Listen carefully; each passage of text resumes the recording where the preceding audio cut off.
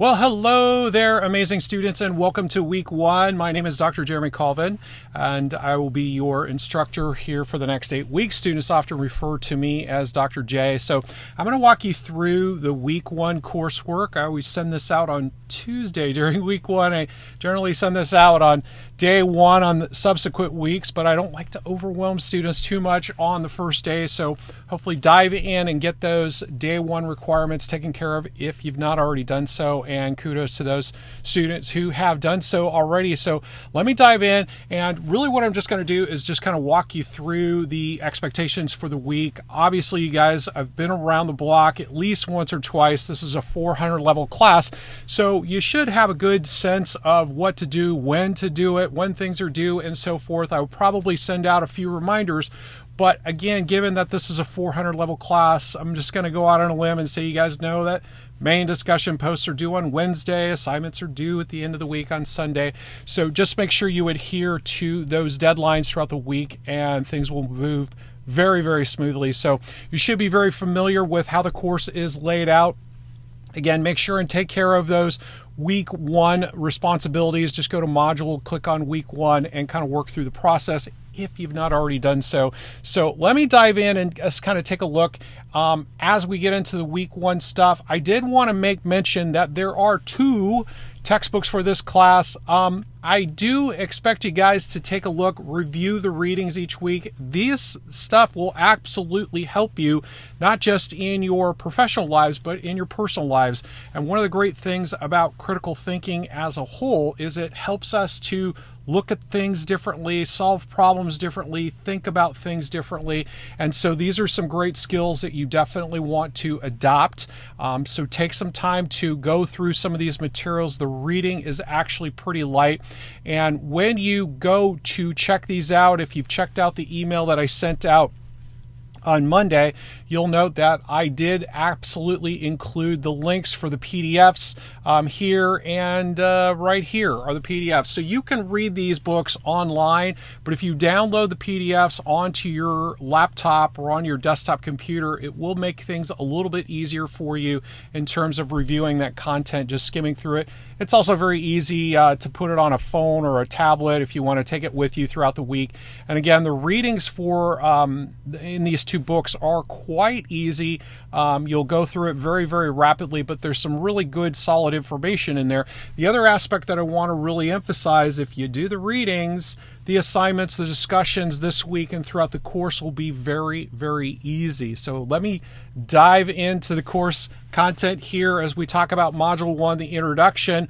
We're, of course, going to define critical thinking, describe the benefits and barriers of critical thinking, and identify some skills needed for critical thinking. And so just to give you guys a frame of reference is in terms of how we talk about critical thinking. Critical thinking is just more of a way to evaluate things differently. So if you've ever been with somebody, around somebody, or maybe you're in this category where something happens and you just speak, you just throw it out there very, very quickly, kind of speak before you think, so to speak. Critical thinking involves a process of maybe slowing down a little bit, asking some questions, looking at things from different angles, so to speak, and evaluating things on a different level. And so, again, go through the readings and it'll certainly bring you up to speed on those types of things.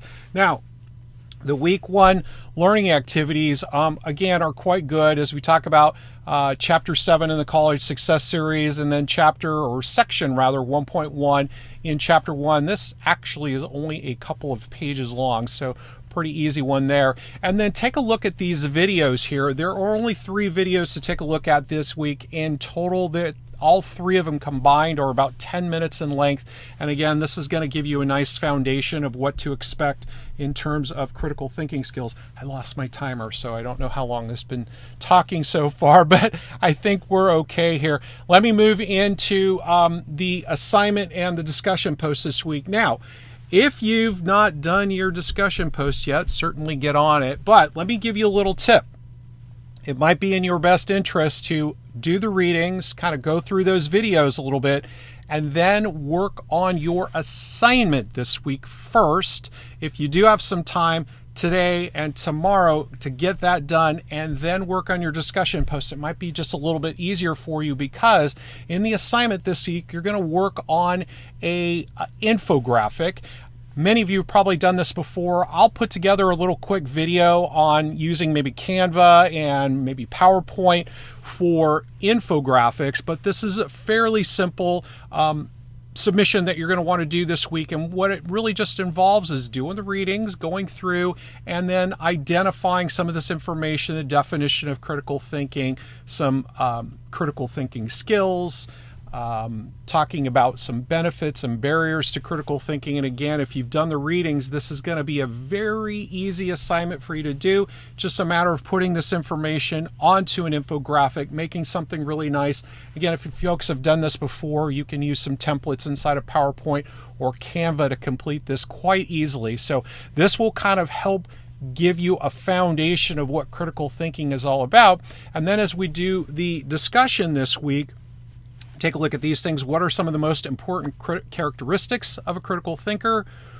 Which of these skills do you feel that you have? Which of these skills do you feel you want to develop? And include at least one skill that you want to work on and develop, and how you're going to go about doing that. So just again, some 4 questions to ask. And if you've gone in and done the readings and certainly have a good sense of what critical thinking is about, what those skills are about, this discussion post will be quite easy for you. I do have an expectation that you make sure and validate your responses in your discussions and in your assignments with the research. So again, if you've done the reading, the information is going to be right there, and you can cite these sources with your statement. So I hope this helps you to get on track with critical thinking and critical reasoning as we get into this class. If you have any questions, certainly reach out anytime. Shoot me an email if you need to talk. We'll certainly set up a time for a call, or you can reach out to me. I can't always promise I will be available, but I will get back to you. But again, welcome to Philosophy 415, Critical Reasoning, which is kind of the written part, if you will, of critical thinking.